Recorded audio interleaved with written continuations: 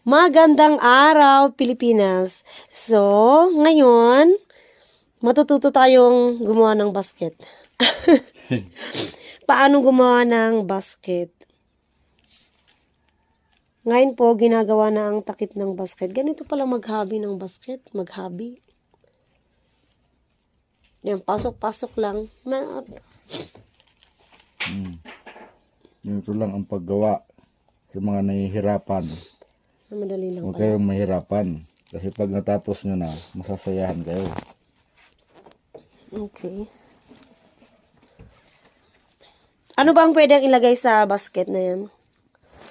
Pwede nyo lagyan ng gawing flower base. Lagyan nyo ng alkansya. Gawin yung alkansya nyo.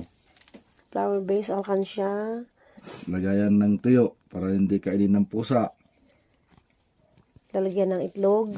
Itlog, mga rekado, sibuyas, bawang, luya.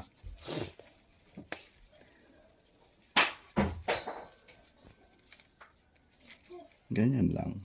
Relax lang paggawa. Dahan-dahan lang.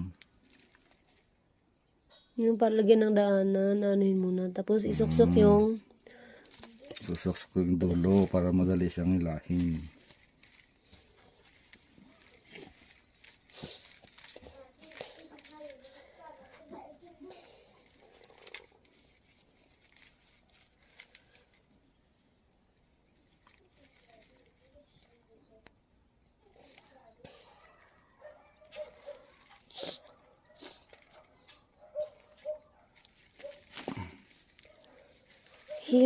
hila. Ito, takip na lang itong ginagawa ko na to, takip niya. Takip niya, tapos may hawakan dito sa ano dito. Lalagyan mo ng ganun. Yes. Okay. So, bago gumawa ng takip, sinukat muna yung butas ng basket.